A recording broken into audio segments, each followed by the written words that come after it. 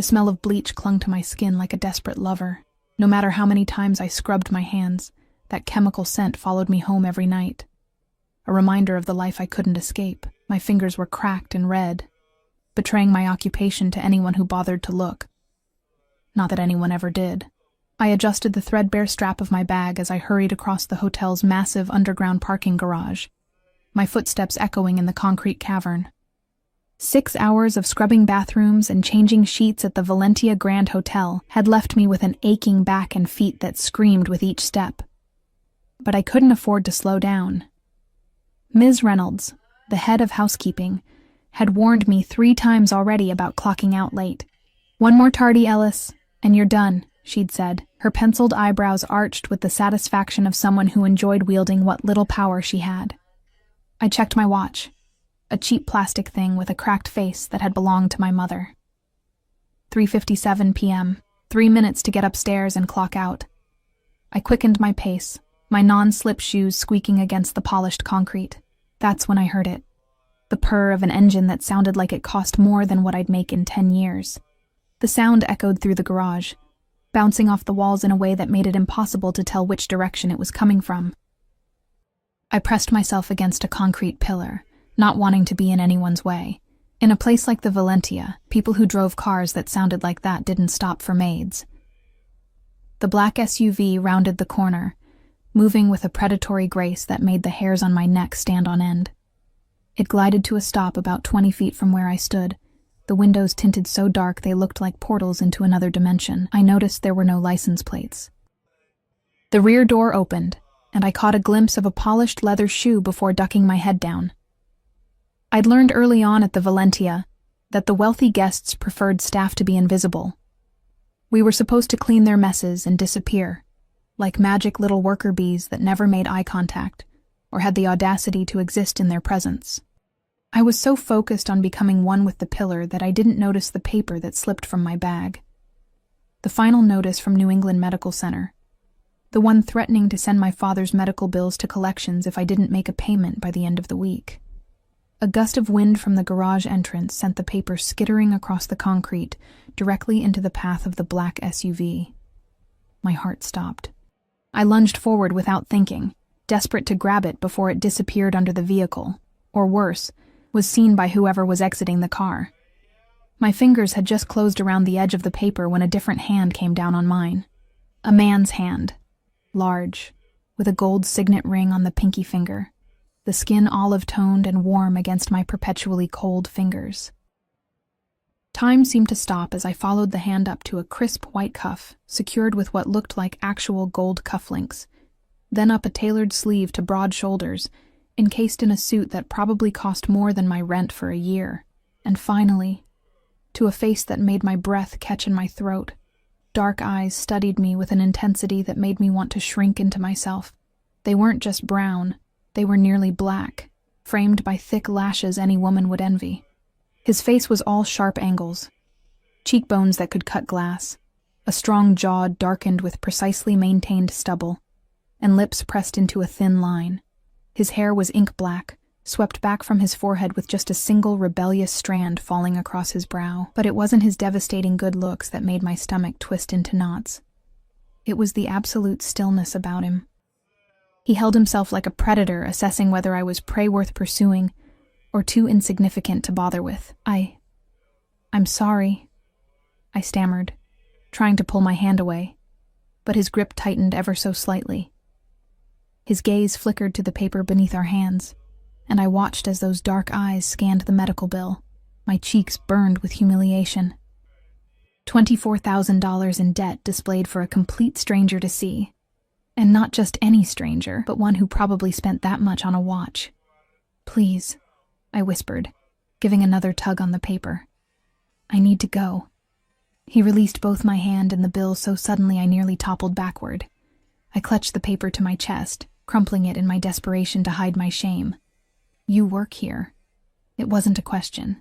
His voice was deep, accented with something I couldn't quite place. Mediterranean, maybe, with a hint of something else. Each word was precisely enunciated, as if he'd learned English through classical training rather than casual conversation. "Yes, sir." I kept my eyes fixed on the concrete floor, counting the seconds until I could escape. 3:59 p.m.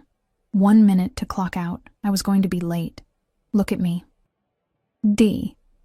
The command was so unexpected that I found myself obeying before my brain could catch up. My eyes snapped to his, and I felt a jolt like an electric current pass between us. A faint smile played at the corner of his mouth. There and gone so quickly I might have imagined it. "What's your name?" "Ellis," I said automatically, then mentally kicked myself. We were supposed to give only last names to guests. "Ellis Matthews." He nodded once, as if filing the information away. "Ellis," he repeated, and something about the way my name sounded in his accent made my skin prickle. "You should be more careful with your personal documents." Before I could respond, a second man emerged from the SUV. He was broader, with a neck like a bull, and eyes that swept the garage in constant vigilance. He said something in a language I didn't understand. It sounded like Italian, but harsher somehow. The man in front of me replied without looking away from my face, and I noticed how the second man immediately straightened, his expression shifting from mild annoyance to something like deference. "You're late for something," the dark-eyed man said to me, again not a question but a statement of fact. "Yes, sir. I need to clock out." He reached into his suit jacket, and I flinched involuntarily. He paused, those obsidian eyes narrowing slightly at my reaction before continuing the motion more slowly. He withdrew a sleek leather wallet and extracted a business card, black with silver embossing that caught the fluorescent light. "Take it," he said when I hesitated. I accepted the card with trembling fingers. "Alessandro Russo," I read aloud before I could stop myself. Something flickered in his eyes. Surprise, perhaps, that I had dared to speak his name. "Call this number when you're finished with your shift tomorrow. I have a proposition for you." A chill ran down my spine. I'd heard stories about wealthy men making propositions to female staff. The Valentia had strict policies against fraternization with guests, but everyone knew it happened. I'd managed to avoid that particular pitfall in my 6 months of employment, keeping my head down and my interaction with guests to a minimum. I don't think," I began, but he cut me off with a raised hand. "It's a job offer, Miss Matthews. One that would help with that." He nodded toward the crumpled bill still clutched in my hand. "Nothing inappropriate. I need someone with discretion and attention to detail to manage my residence while I'm in Boston." I blinked at him, certain I'd misheard. "Your residence?" "I own the penthouse. The agency the hotel uses sent incompetent staff. I prefer to choose my own employees." His tone suggested this was a perfectly reasonable explanation for accosting a maid in a parking garage. The second man cleared his throat pointedly, and Alessandro Russo checked his watch, a timepiece that confirmed my earlier assessment about what these people spent on accessories. "Tomorrow, Miss Matthews, 5 o'clock. He turned and walked toward the elevator bank, the second man falling into step beside him, speaking rapidly in that same harsh language. I stood frozen, the business card burning between my fingers like a hot coal. It wasn't until they disappeared into the elevator that I remembered to breathe and to check my watch. 4:06 p.m. I was late. I sprinted to the staff elevator, jabbing the button repeatedly as if that would make it arrive faster. My mind raced faster than my feet. Ms. Reynolds would fire me for sure this time. And then what? The rent was due in 2 weeks. Dad's medical bills were piling up, and the medication he needed wasn't covered by the pitiful insurance I'd managed to get him. The elevator doors opened, and I collided with a solid chest. Strong hands gripped my shoulders to steady me, and I looked up into the impassive face of the man who'd been with Alessandro Russo. "Mr. Russo forgot to mention," he said, his accent much heavier than his boss's. "The position pays $5,000 a week." My jaw dropped. That was more than I made in 2 months at the Valentia. "There must be some mistake," I said, my voice barely a whisper. The man's expression didn't change. "Mr. Russo doesn't make mistakes." He released my shoulders and stepped around me. 5 o'clock tomorrow. Don't be late." The elevator doors closed behind me, and I sagged against the wall, my knees suddenly weak. $5,000 a week. It would clear Dad's medical debt in a month. We could move out of our crumbling apartment, get him the specialist he needed. Maybe even... The display above the elevator showed it descending to the basement level where staff clocked in and out. Reality crashed back like a bucket of ice water. I was still late, still about to be fired, still holding nothing but a business card and an impossible promise. As the elevator doors opened onto the dingy staff corridor, I made a decision. I would call the number. What choice did I have, really? Whatever Alessandro Russo wanted, whatever discretion and attention to detail meant in his world, it couldn't be worse than watching my father waste away because I couldn't afford to help him. Could it? Ms. Reynolds was waiting by the time clock, her thin lips stretched into a triumphant smile. Well, Ms. Matthews, what did I tell you about being late? I clutched the black business card tighter in my palm, feeling the embossed letters press into my skin. I quit, I said, surprising both of us. I walked out of the Valentia Grand Hotel with nothing but uncertainty ahead of me and the weight of a stranger's expectations pressing down on my shoulders. As I stepped onto the busy Boston street, a black SUV with tinted windows crawled past, slow enough that I knew it was watching me. I didn't need to see through the glass to know who was inside. Somehow, Alessandro Russo had already changed the course of my life, and I didn't even know if that was a good thing. I only knew I didn't have a choice anymore. I spent that night researching Alessandro Russo online, my ancient laptop wheezing with each new search. I found surprisingly little for someone who clearly had money to throw around. A few mentions in business journals about property acquisitions in Boston, New York, and Miami. A single photo from a charity gala 3 years ago, where he stood stone-faced beside a woman in a red dress whose smile seemed strained. No social media presence. No scandals. It was as if he deliberately maintained a low profile, which only made my anxiety worse. "You're not seriously considering this, are you?" my best friend Mia asked over the phone, as I scrolled through yet another vague article that mentioned Russo Enterprises, without any specifics about what the company actually did. $5,000 a week, Mia, I replied, watching my father sleep in the recliner we'd set up in the living room because he couldn't manage the stairs to his bedroom anymore. "That's life-changing money, or life-ending," she muttered. "Nobody offers that kind of money without expecting something in return, and I don't mean dusting his bookshelves." I sighed, closing my laptop. "I know it sounds crazy, but you didn't see him, Mia. He wasn't like that." He was intimidating, sure, but not in a creepy way. "Ellis, honey, you're not exactly an expert on men. Your last boyfriend was Kevin from community college, who thought showering twice a week was ambitious." I laughed despite myself. Low blow. "I'm just saying, be careful. Meet this guy somewhere public tomorrow. Text me his information and your location. And for God's sake, take your pepper spray." After promising Mia I wouldn't end up as a headline on the evening news, I tried to get some sleep.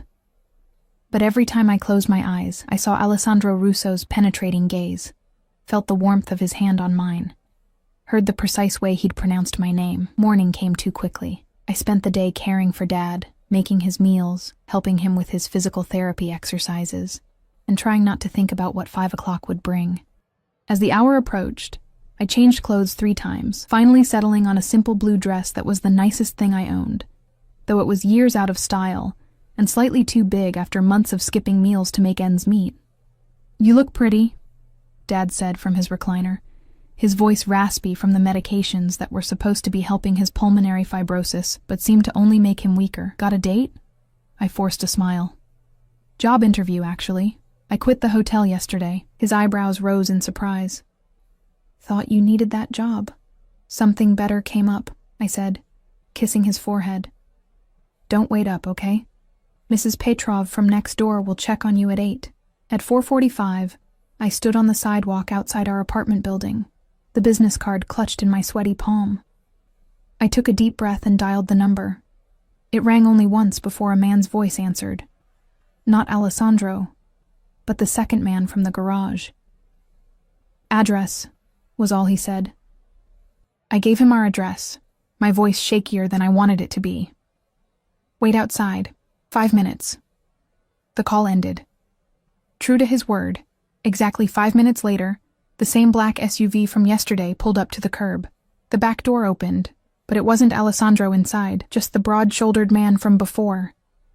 "Get in," he said, not unkindly. I hesitated, Mia's warnings echoing in my ears. "I thought I was meeting Mr. Russo." "You are, at his residence." He saw my hesitation and sighed. "My name is Vito.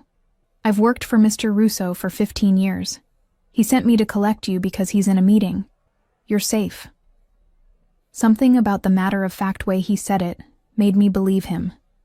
I sent Mia a quick text with Vito's name and description, then climbed into the SUV. The interior was luxurious, all butter-soft black leather and polished wood. Vito sat across from me, leaving the middle seat empty. As we pulled away from the curb, I noticed another identical SUV falling into place behind us. "Is that with us?" I asked, pointing back. Vito nodded. "Security." "Does Mr. Russo always travel with this much protection?" Vito's expression remained impassive. "Always." We drove in silence after that, heading into the heart of Boston and then toward the waterfront. When we pulled up to a gleaming glass and steel tower overlooking the harbor, my stomach tightened. The Archer Building was infamous, the most expensive residential property in the city, with units starting at $15 million. "This is where Mr. Russo lives?" I asked, unable to keep the awe from my voice. "One of his residences," Vito replied, as if this were entirely normal. We bypassed the main lobby, instead driving into a private entrance where 2 men in suits stood guard. They nodded to Vito as we passed. The elevator we entered had no buttons, just a keypad where Vito entered a code and pressed his thumb to a scanner. "Top floor," he explained, as the elevator began its ascent. The entire top 3 floors, actually. My head spun. Who needed 3 floors of living space? The elevator opened directly into a foyer with soaring ceilings and floor-to-ceiling windows that offered a panoramic view of Boston Harbor. The space was immaculate, minimalist in design with white walls, dark hardwood floors, and furniture that looked like it belonged in a museum. "Mr. Russo will join you shortly," Vito said, gesturing to a seating area. "Would you like something to drink?" "Just water, thank you," I replied, too overwhelmed to ask for anything else. Vito disappeared, leaving me alone in the vast space. I perched on the edge of a white leather sofa that probably cost more than my entire apartment building, afraid to sink too deeply into it. Minutes ticked by, and I became increasingly aware of how out of place I was. My simple dress, my scuffed shoes, my drugstore makeup. Everything about me screamed that I didn't belong in a place like this. I heard him before I saw him, the confident stride, the subtle authority in each footstep.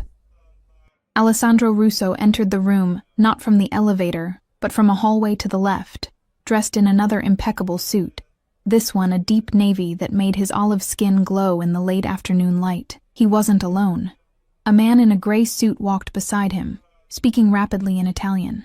Alessandro responded without looking at the man, his eyes finding me immediately across the vast space. He said something curt to his companion, who nodded and retreated down the hallway they'd come from. Then Alessandro was walking toward me, and I found myself standing up, as if pulled to my feet by some invisible force. "Miss Matthews," he said, his voice sending the same unexpected thrill through me as it had yesterday. "I'm pleased you called." "Thank you for the opportunity, Mr. Russo," I replied, proud that my voice didn't quaver. He gestured for me to sit again, then took a seat across from me. Vito appeared with a glass of water for me, and what looked like whiskey for Alessandro, then disappeared again with that same silent efficiency. "I'll be direct," Alessandro said, not touching his drink. "I require a personal assistant who will manage my residence and handle certain private matters. The previous person was unsatisfactory." Something about the way he said unsatisfactory made me wonder what had happened to them. "I don't have experience as a personal assistant," I admitted. "I've only worked as a hotel maid, and before that, as a waitress." A slight smile curved his lips. "I'm not interested in experience. I'm interested in intelligence, discretion, and loyalty. You appear to possess at least the first 2 qualities. The third remains to be seen." I fought the urge to squirm under his intense gaze. "May I ask what specific duties would be involved?" "Managing the household staff, coordinating my schedule when I'm in Boston, handling personal errands and correspondence." Ensuring my privacy is maintained at all times. He leaned forward slightly. Nothing illegal, Miss Matthews, if that's your concern. It had been, though I hadn't wanted to ask so directly. The position pays $5,000 weekly, as Vito informed you. You would be on call 24 hours a day, though you would not always be required to be on the premises. You would have your own suite here for when late nights or early mornings make commuting impractical. My mind reeled at the implications. My own suite in this palace? And my father? He's ill. I care for him. Something flickered in Alessandro's eyes. A softening, perhaps, though it was gone so quickly I might have imagined it. Arrangements can be made, private nursing care if necessary. I swallowed hard, fighting back sudden tears. Private nursing care was something we'd never been able to afford, something that would make Dad's life immeasurably better. Why me? I finally asked, the question that had been burning in my mind since yesterday. You don't know anything about me. Alessandro set his untouched drink aside and stood, walking to the window. The setting sun cast him in silhouette, his powerful frame outlined in gold and crimson. I know more than you think, Ellis Matthews. 24 years old. Born and raised in South Boston. Mother deceased. Father with pulmonary fibrosis exacerbated by years working construction without proper respiratory protection.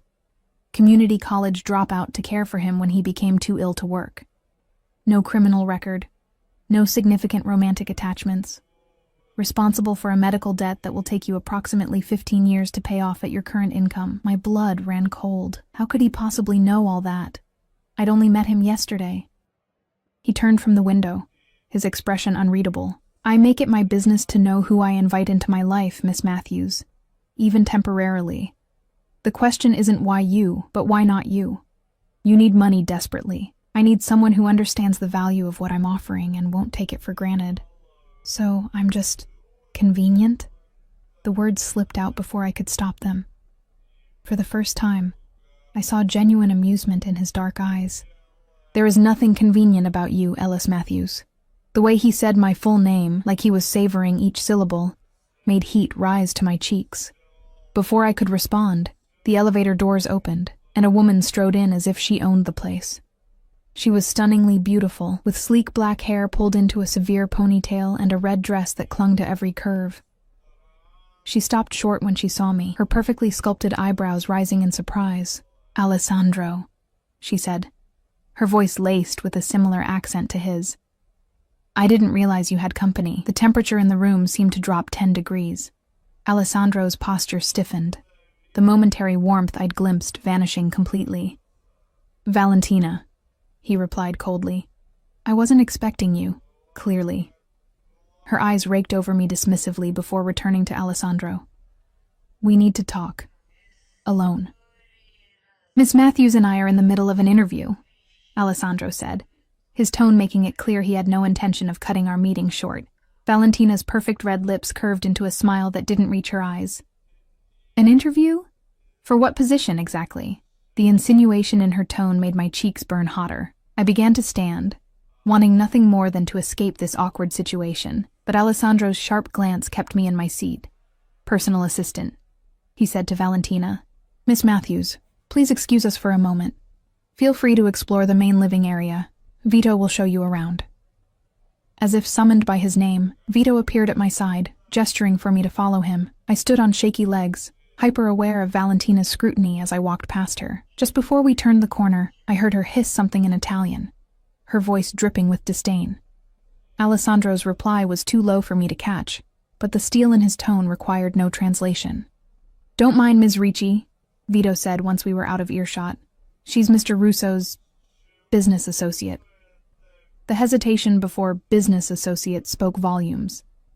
Vito showed me through a kitchen that would make a professional chef weep with joy, a dining room with seating for 20, a home gym, a movie theater, and finally, a library with floor-to-ceiling bookshelves filled with leather-bound volumes in multiple languages.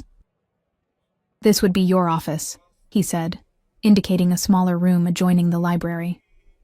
It held a sleek desk with a state-of-the-art computer, a comfortable chair, and more of those breathtaking views of the harbor. "And your suite would be down this hallway, away from Mr. Russo's private quarters. He opened a door to reveal what was less a suite and more a luxury apartment. Bedroom, bathroom, sitting area, even a small kitchenette, all decorated in soothing blues and grays, with the same spectacular views as the rest of the penthouse. "This is too much," I whispered, running my fingers along a quilt that looked handmade. "Mr. Russo values comfort," Vito said simply. "Both his own and that of the people who work for him." I turned to face him. "Vito, can I ask you something honestly?" He nodded, his expression neutral. "What is he really like? To work for, I mean?" Vito considered the question for a moment. "Demanding, particular, sometimes difficult." Then, with what might have been the ghost of a smile, but always fair, "He rewards loyalty generously and never forgets a debt, either one owed to him or one he owes to others." Something in his tone made me think there was a personal story behind those words. Before I could ask, the door to the suite opened, and Alessandro stood there, filling the doorframe with his presence. "I see Vito has shown you your accommodations," he said, his eyes sweeping the room before settling on me. "Are they satisfactory?" I almost laughed at the absurdity of the question. Satisfactory? It was a palace compared to the cramped one-bedroom apartment I shared with my father. "It's beautiful," I said honestly. He nodded, as if my approval was expected, but still appreciated. "Valentina has left. We can continue our discussion over dinner, if you're available." It wasn't really a question, but I found I didn't mind. "I should check on my father first." "Of course. Vito will arrange for a car to take you home to see to your father and then bring you back. 7 o'clock? I nodded, suddenly realizing how hungry I was. In the chaos of the day, I'd forgotten to eat. As Vito led me back to the elevator, I felt Alessandro's eyes on me the whole way, watching, assessing. I had the distinct impression I was being tested, though I wasn't sure what the right answers were. The car dropped me at my apartment building with the promise to return in 45 minutes.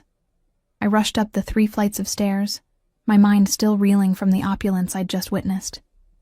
Our apartment felt even smaller and shabbier in comparison. The peeling wallpaper, the water stains on the ceiling, the lingering smell of Dad's medication. "There you are," Dad said, looking up from his ancient television. "How'd it go?" I forced a smile, not wanting him to see my conflicted feelings. "Good, I think. It's for a wealthy businessman. Personal assistant position." "Sounds fancy," he said, his breath wheezing slightly with the effort of speaking. "Better than scrubbing toilets, that's for sure." I knelt beside his recliner, taking his hand. His skin was paper-thin now, blue veins visible beneath the surface. My strong, capable father reduced to this fragile shell. "It would mean changes, Dad. I might need to stay overnight sometimes. But they're offering to provide private nursing care for you." His eyes widened. "We can't afford—" "It would be part of my compensation," I explained. "And the pay it's good, Dad. Really good." He studied my face, his eyes still sharp despite his failing body. "What's the catch?" I hesitated. How could I explain the intimidating presence of Alessandro Russo? Or the way his dark eyes seemed to see right through me, or the unspoken tension I'd felt when that woman Valentina had appeared. "It's demanding," I said finally. "I'd be on call all the time. And the man I'd be working for is intense." Dad squeezed my hand. "You've been taking care of me for years, sacrificing everything. Maybe it's time to think about yourself a little." Tears pricked at my eyes. "This isn't about me, Dad. It's about getting you the care you deserve." "Ellis," he said, his voice firmer than I'd heard it in months, "you're my daughter, not my nurse. I want you to have a life beyond these 4 walls." He reached up to touch my cheek. "Your mother would say the same." I swallowed hard, thinking of Mom. Gone 5 years now from the cancer that had drained our savings before taking her anyway. "I'm meeting him for dinner tonight to discuss the details. I'll be back later." After making sure Dad had everything he needed within reach, I changed into the only other decent outfit I owned, black pants and a white blouse I'd worn for job interviews. I was fixing my hair when my phone buzzed with a text from Mia. "Still alive?" I smiled despite myself. "So far. Having dinner with him tonight to discuss details." 3 dots appeared immediately. "Dinner?" Ellis, tell me you're not falling for this guy. Rich men don't hire pretty girls as personal assistants out of charity. I frowned at my phone. Was I pretty? I'd never thought of myself that way. My brown hair was ordinary, my blue eyes my only notable feature. And Alessandro Russo could surely have his pick of beautiful women like Valentina, with her model looks and sophisticated air. It's not like that, I texted back. It's just business. Sure, came the immediate reply. Just remember your pepper spray. The car was waiting when I came downstairs. The drive back to the Archer building felt shorter this time, as if the sleek vehicle was eager to return to its natural habitat among the wealthy and powerful. We entered through the same private entrance, but this time when the elevator doors opened at the top floor, Alessandro himself was waiting. He'd changed from his business suit into more casual attire, though casual for him still meant perfectly tailored black pants and a charcoal gray button-down shirt with the sleeves rolled up to reveal strong forearms dusted with dark hair. The sight of him less formally dressed was somehow more intimidating than the suits. "I hope you like Italian food," he said by way of greeting, leading me not to the formal dining room Vito had shown me earlier, but to a more intimate space, a terrace overlooking the harbor, sheltered from the wind by glass panels. A small table was set with fine china and crystal, candles flickering in the evening breeze. It looked, I realized with a flutter of panic, very much like a date. "I should clarify," Alessandro said, pulling out a chair for me. "This is still a business dinner, but I see no reason why business can't be conducted in a pleasant setting." I sat, relieved and oddly disappointed at the same time. "Italian food sounds wonderful," I said, trying to regain my equilibrium. "I don't get to eat out much." Something that might have been sympathy flickered in his dark eyes. "Vito tells me you care for your father. That must be difficult." "It is. But he's my dad. He took care of me my whole life. Now it's my turn." Alessandro poured wine into my glass, a deep red that caught the candlelight. "Loyalty to family is admirable." A man in a chef's coat appeared with 2 plates of what looked like homemade pasta with seafood. The aroma made my mouth water, reminding me again how long it had been since I'd eaten. "Please," Alessandro said, gesturing to the food. "Don't wait on my account." I took a bite, and couldn't suppress a small moan of pleasure. It was possibly the most delicious thing I'd ever tasted. Alessandro watched me with that intense gaze that seemed to miss nothing. "You enjoy simple pleasures, Ellis Matthews. That's rare in my world." The way he said my full name still sent a shiver through me. "I imagine you're surrounded by people who take things like this for granted," I said, gesturing to the exquisite food and breathtaking view. "You have no idea." There was a bitterness in his tone that surprised me. "Tell me what Vito showed you of your potential duties." For the next half hour, we discussed the job in more detail. I would manage his household staff, a cleaner who came 3 times a week, a chef who prepared meals and left them to be heated when required, and the security team that was always present but largely invisible. I would coordinate his schedule when he was in Boston, which was apparently 1 week out of every month. I would handle personal correspondence, gift-giving to business associates, and ensure the residence was always prepared for his arrival, stocked with his preferences. "You would also accompany me to certain social functions," he added, watching my reaction carefully. "Business dinners, charity events, that sort of thing." "As your assistant?" I asked, confused about why he would need me at social events. A slight smile played at his lips. "As whatever role is most convenient at the time." Before I could ask what that cryptic statement meant, he continued, "There's one more thing, Ellis. Perhaps the most important aspect of the job."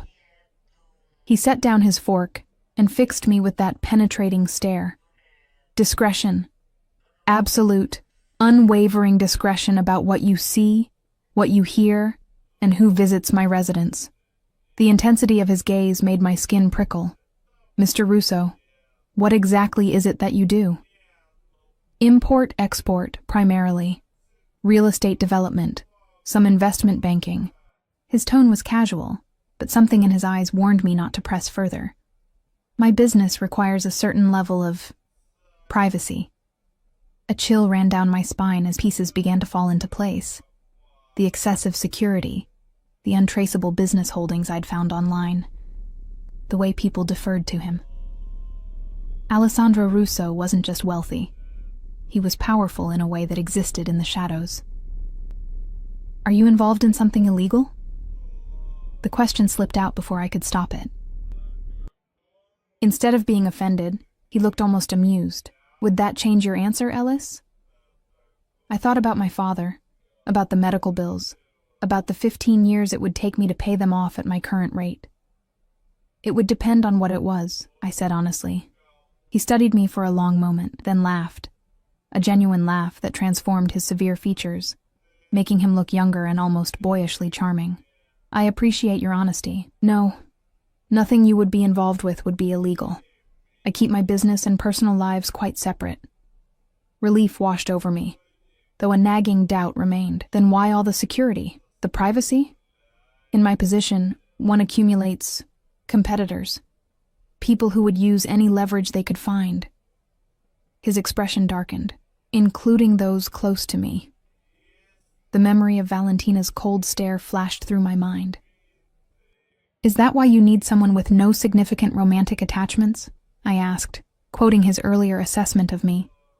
His eyes narrowed slightly. Precisely. Entanglements complicate things. I need someone focused solely on their job. And what about your entanglements? The wine must have made me bold. Like Ms. Ricci? Alessandro's jaw tightened, the only sign that my question had struck a nerve. Valentina is a business associate, as I'm sure Vito told you. Her father and mine worked together for many years. Our families are connected. Something about the way he said connected told me there was far more to the story. Before I could decide whether to press further, he changed the subject. Tell me about your father's condition. You mentioned medical bills. I blinked at the abrupt shift, but found myself explaining Dad's pulmonary fibrosis, the years of construction work without proper protection, the slow decline of his once robust health. Alessandro listened with an intensity that was becoming familiar, asking occasional questions that showed he was genuinely paying attention. And the doctors? What do they recommend? There's a specialist at Massachusetts General, I said, pushing my half-eaten dessert around my plate. But he doesn't take our insurance, and there are experimental treatments that might help, but I trailed off, the familiar helplessness washing over me. Write down his name, Alessandro said, pushing a small notebook and pen toward me. And any other information you have about these treatments. I hesitated. Why? If you accept this position, your father's care becomes my concern as well. He said it matter-of-factly, as if taking responsibility for a dying man he'd never met was the most natural thing in the world. I don't understand, I said, my voice barely a whisper. Why would you do that? Something flickered in his eyes, a shadow of an emotion I couldn't name. Let's just say I understand what it means to care for family above all else. I wrote down Dr. Patel's name, and the information about the stem cell treatment we'd discussed before the doctor realized we could never afford it. When I slid the notebook back, Alessandro's fingers brushed against mine, and that now familiar jolt of awareness shot through me. So, he said, tucking the notebook into his pocket, do you accept the position? I took a deep breath, weighing everything, the money, the luxury, the strange intensity of the man across from me, the unspoken currents I sensed beneath the surface of his world. Yes, I said finally. I accept. Something like satisfaction gleamed in his dark eyes. Excellent. You'll start tomorrow. Vito will have paperwork for you to sign, including a non-disclosure agreement. I'll have a car sent for your belongings. Tomorrow? I hadn't expected to start so soon. I need to arrange care for my father if I'm going to be staying here, already taken care of, he said smoothly. A private nurse will arrive at your apartment at 9 tomorrow morning. She'll remain with your father whenever you're unable to be there. My jaw dropped. But how? You didn't even know if I'd accept the job. That slight smile played at his lips again. I'm not accustomed to hearing no, Ellis. The arrogance of the statement should have annoyed me, but something about the confidence in his voice sent a thrill through me instead.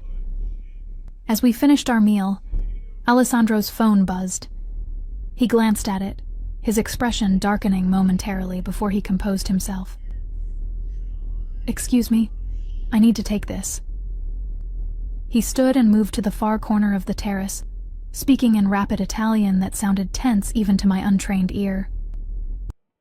While he was distracted, I took in the details of him I hadn't allowed myself to notice before. The breadth of his shoulders, the way his shirt stretched across his chest, the elegant strength in his hands as he gestured while speaking. He was undeniably attractive, in that dangerous way that warned sensible women to keep their distance, and I was going to be living under his roof, working directly with him. What had I gotten myself into? When Alessandro returned, his face was once again an impassive mask. "I apologize for the interruption. Business never sleeps, I'm afraid." He glanced at his watch. "It's getting late. Vito will take you home and help arrange whatever you need for tomorrow." "Thank you for dinner," I said, standing, "and for the opportunity." He took my hand, the warmth of his touch sending that same electric current through me. "I think we'll work well together, Ellis Matthews." The way he said it, like a promise and a warning all at once, left me breathless.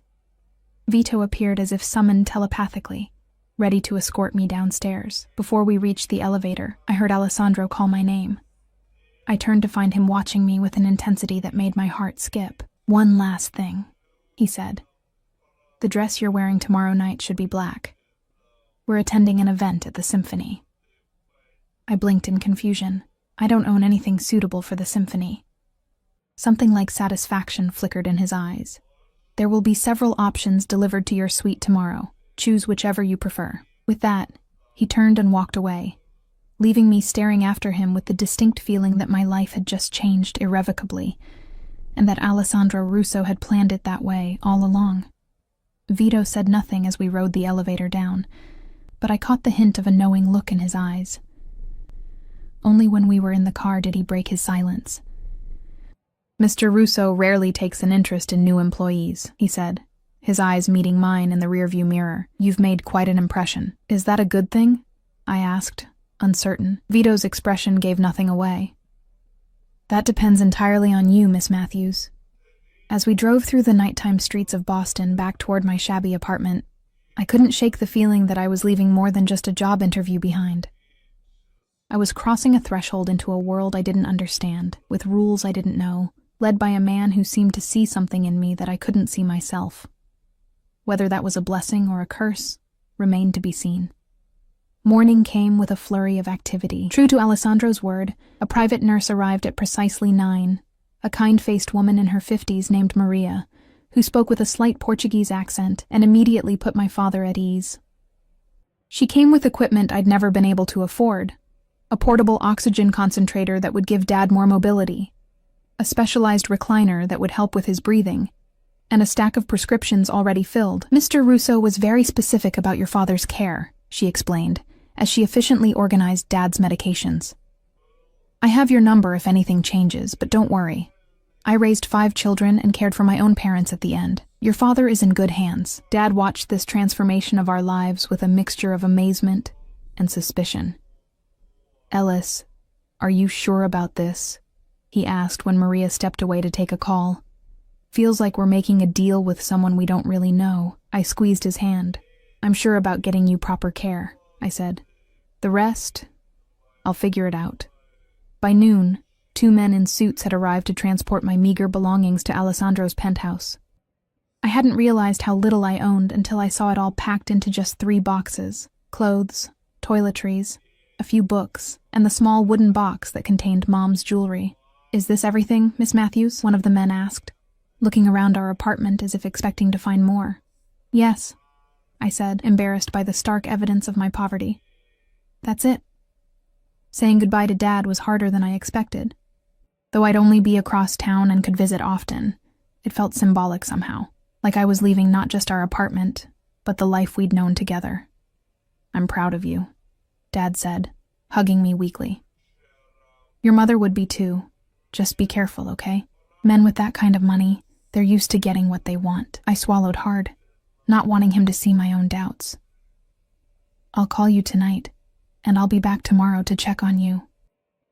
The same black SUV from before was waiting downstairs. This time, it wasn't Vito, but a different security man who held the door for me.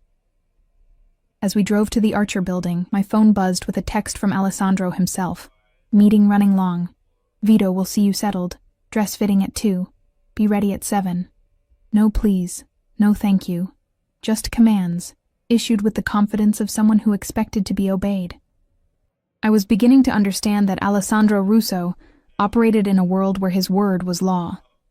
At the penthouse, Vito met me in the foyer, as unflappable as ever. Welcome, Miss Matthews. Your things have been taken to your suite. Thank you, Vito. I glanced around the vast space, which seemed even more intimidating now that I was supposed to live here. What exactly should I be doing today? Mr. Russo left instructions for you to familiarize yourself with the residents. I've prepared a folder with information about the household staff, security protocols, and Mr. Russo's preferences. He handed me a sleek leather portfolio. At 2, the stylist will arrive with options for tonight's event.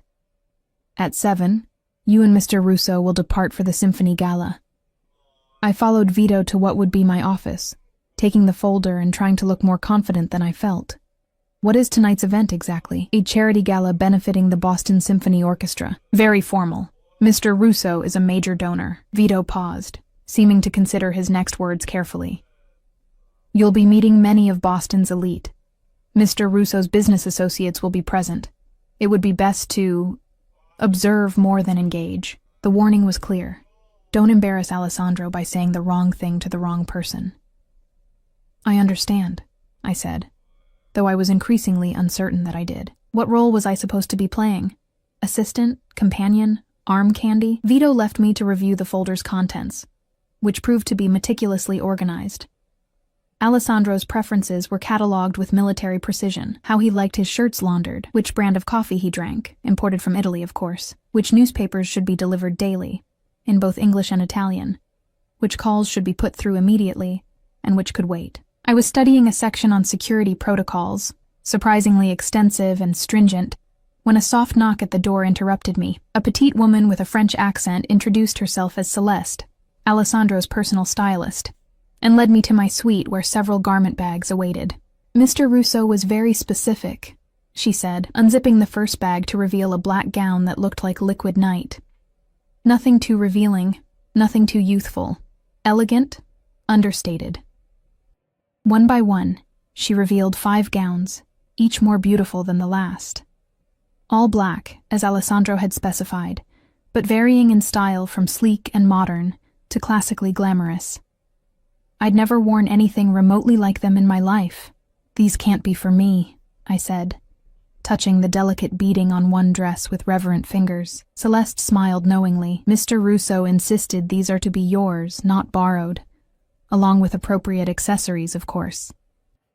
She opened a velvet box to reveal a simple but elegant diamond pendant and matching earrings. Shall we see which one suits you best? An hour later, I stood before the mirror, barely recognizing myself.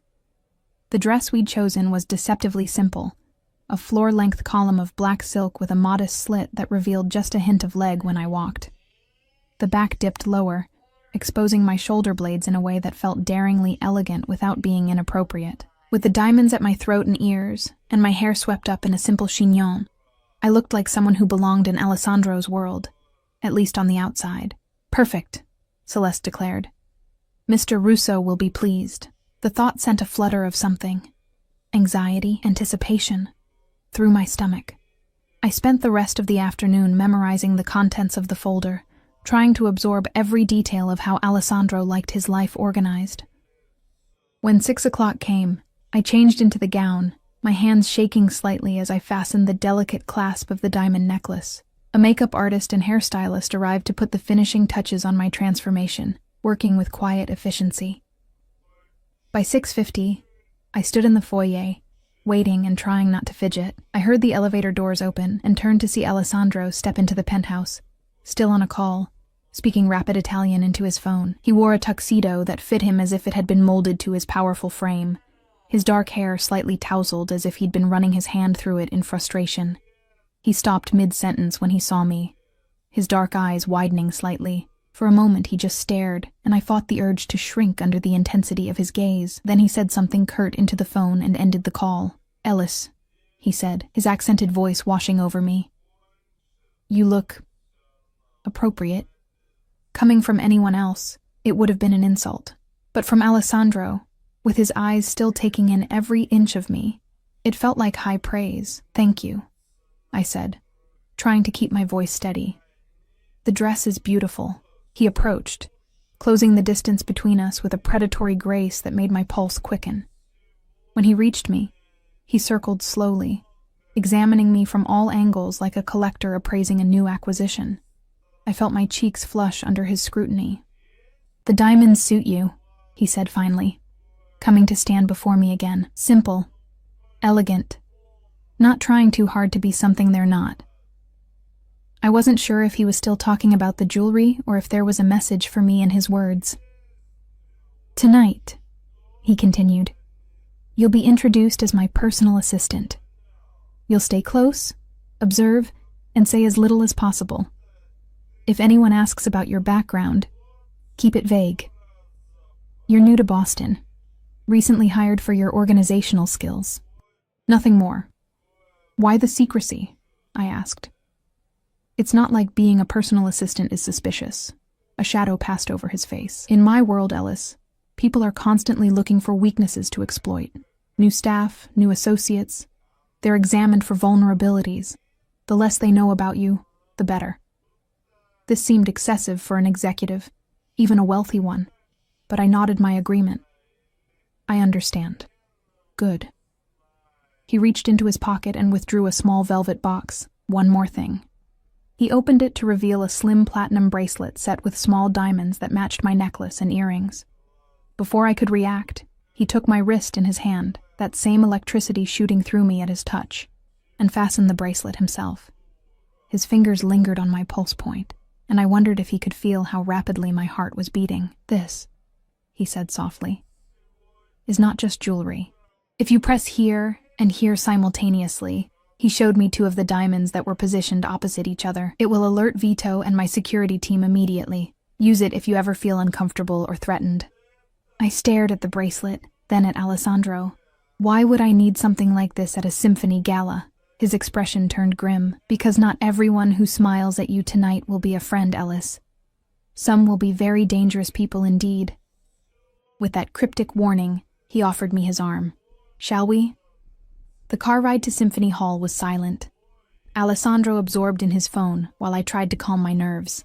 When we arrived, the red carpet was lined with photographers and Boston's elite in their finery. Alessandro helped me from the car, his hand warm and steady at the small of my back. Stay close, he murmured in my ear, his breath sending a shiver down my spine. The moment we stepped onto the carpet, a transformation came over him.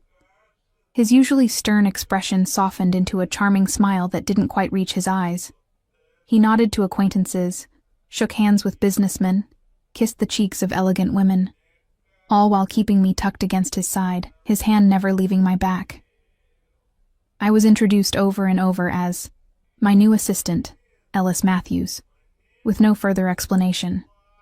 Most people barely glanced at me before returning their attention to Alessandro, but a few studied me with calculating eyes that made me grateful for the alert bracelet on my wrist. Inside, the Symphony Hall had been transformed into a glittering wonderland. Crystal chandeliers, floral arrangements, champagne flowing freely. Alessandro navigated the crowd with the ease of someone accustomed to being the most powerful person in any room. I observed as instructed, noting how people deferred to him, how conversations paused when he approached, how women's eyes followed him with undisguised interest. Alessandro, a deep voice called, and we turned to see an older man approaching, silver-haired and distinguished in his tuxedo. I didn't expect to see you here tonight. Senator Collins, Alessandro replied smoothly, shaking the man's hand. I never miss an opportunity to support the arts. The senator's eyes flicked to me, assessing. And who is this lovely young lady? Ellis Matthews, my new personal assistant, Alessandro said, the same introduction I'd heard a dozen times already. But the senator's eyes narrowed slightly. Matthews. Not related to Jack Matthews from South Boston? My heart skipped a beat. He was talking about my father. Yes, sir, he's my father. Alessandro's hand tightened fractionally at my waist, a silent warning I'd already ignored. Thought so. I'd recognize those eyes anywhere, the senator said with a smile that didn't reach his eyes. Your father did some work for my campaign years ago. How is he these days? I felt Alessandro's attention sharpen beside me, though his expression remained pleasant. He's been ill, actually, I replied carefully, but doing better now. The senator nodded, something calculating in his gaze. Give him my regards. And Alessandro, he turned his attention back to my employer. We should discuss that waterfront project soon. My office will call yours. Of course, Senator. Alessandro's voice was smooth as silk, but I felt tension in the arm pressed against mine. As the senator moved away, Alessandro steered me toward a quiet corner, his fingers digging slightly into my waist. You didn't mention your father worked in politics, he said, his voice low. He didn't. Not really. He worked construction. He did some renovations on a campaign office once, that's all. I looked up at him, confused by his intensity. I barely remember it. I was a child. Alessandro studied my face for a long moment, as if trying to determine if I was telling the truth. Whatever he saw must have satisfied him, because his grip relaxed slightly. Let's get a drink, he said finally, guiding me toward the bar.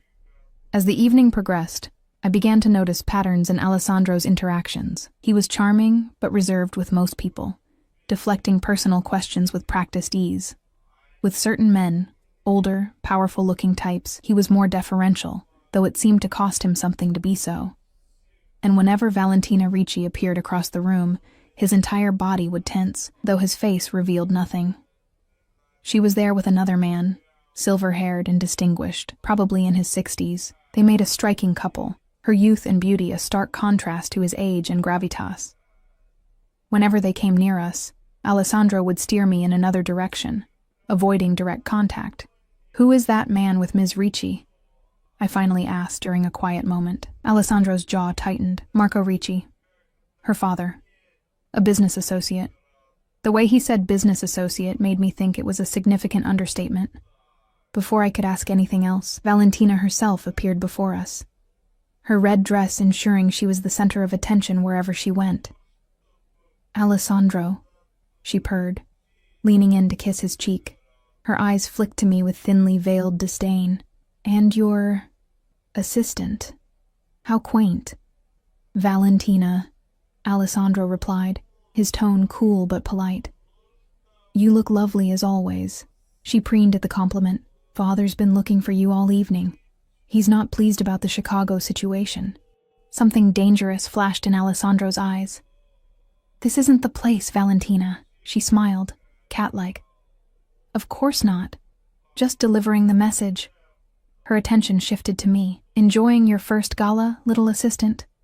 It must all be so overwhelming for someone like you. The condescension in her tone made my cheeks burn. Actually, I find it fascinating to observe how desperately some people try to appear important, I replied before I could stop myself. Alessandro made a choking sound that might have been suppressed laughter.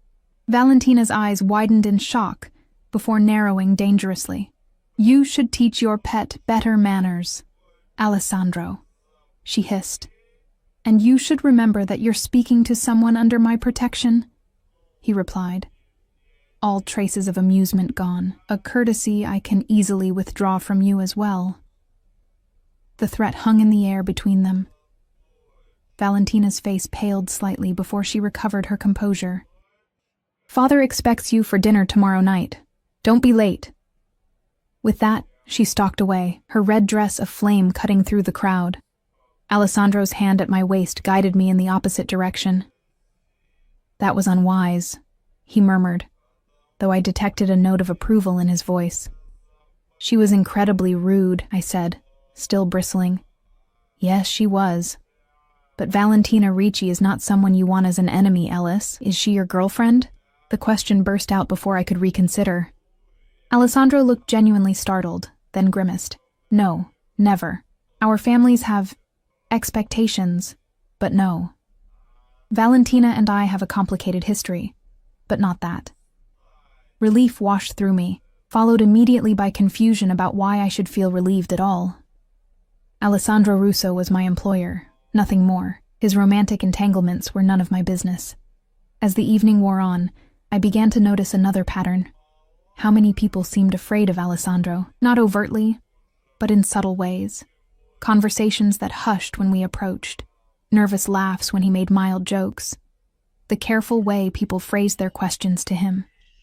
It was as if everyone was walking on eggshells, afraid of causing offense. By 11, I was exhausted from the tension of navigating this unfamiliar social terrain. Alessandro must have noticed, because he leaned down to murmur in my ear, 10 more minutes, then we'll leave. His breath against my skin sent a shiver through me that had nothing to do with the air conditioning. True to his word, minutes later he was making our excuses to our hosts and guiding me back to the waiting car. Once inside, I let out a breath I hadn't realized I was holding. "You did well tonight," Alessandro said, surprising me. "Better than I expected.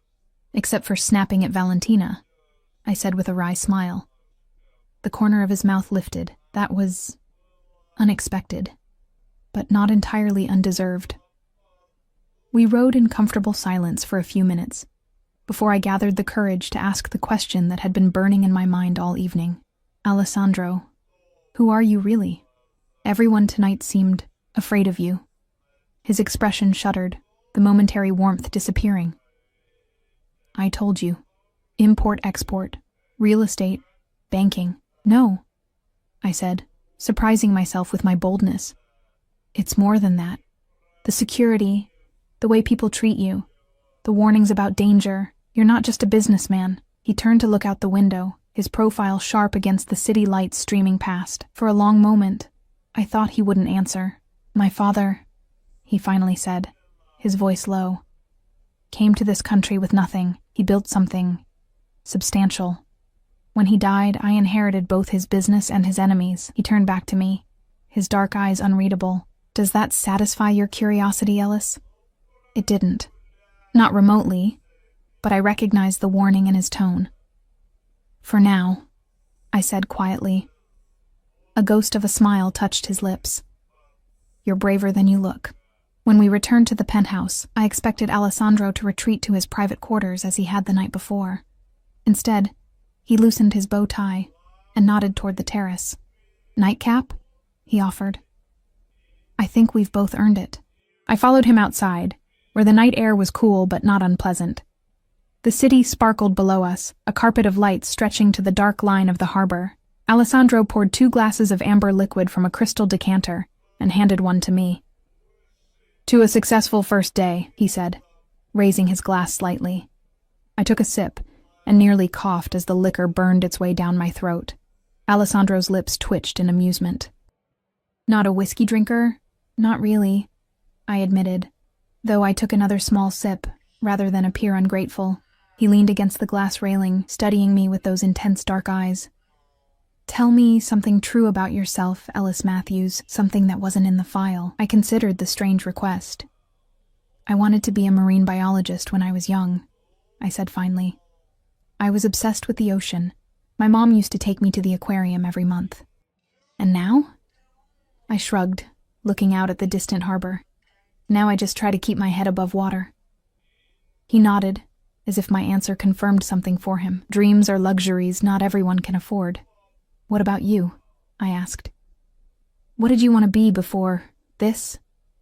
I gestured vaguely at the penthouse, the wealth, whatever empire he controlled. A shadow crossed his face. "There was never a before this for me, Ellis. My path was determined from birth." Something in his tone, a hint of old resentment perhaps, made me bold enough to push further. "You never wanted anything else?" Alessandro took a long sip of his whiskey, his eyes fixed on the city below. "Once," he said so quietly I almost didn't hear him, "I thought I might study architecture, design beautiful spaces instead of just owning them." He shook his head slightly. A childish fantasy. I could picture it suddenly. A younger Alessandro with drawing tools instead of smartphones and security details, creating instead of commanding. "It doesn't sound childish to me," I said softly. His eyes met mine, something vulnerable flickering in their depths before being quickly shuttered away. The world I live in doesn't allow for such indulgences. We fell silent. The sounds of the city rising up around us like distant waves. I found myself studying his profile. The strong jaw, the straight nose, the tension he carried in his shoulders even now, when he was supposedly relaxed. "You should get some rest," he said finally, finishing his drink. "Tomorrow will be a long day. I'll be in meetings until the afternoon, but Vito will show you what needs to be done." "Thank you," I said, setting down my barely touched whiskey. "For everything. The clothes, my father's nurse. It's more than I expected." Alessandro turned to face me fully. "I take care of what's mine, Ellis," he said, his voice low and intense. "Remember that."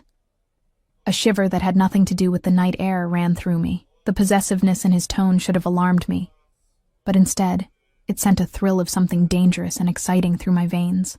"Good night, Alessandro," I said, moving toward the door before I could do something foolish, like step closer to him instead of away. "Good night, Ellis Matthews," he replied, my full name on his lips still sending that same strange flutter through me. In my suite, I carefully removed the diamond jewelry and the beautiful gown, hanging it reverently in the closet that was now filled with clothes I'd never picked out, but that somehow were exactly my size and style. As I slipped into bed between sheets softer than anything I'd ever felt, I tried to make sense of the day, of my new life, of Alessandro Russo, and the world he inhabited. One thing was becoming increasingly clear.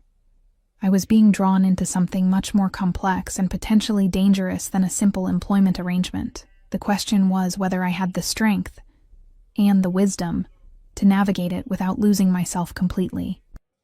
As I drifted toward sleep, Alessandro's words echoed in my mind. "I take care of what's mine." The implication was both reassuring and terrifying.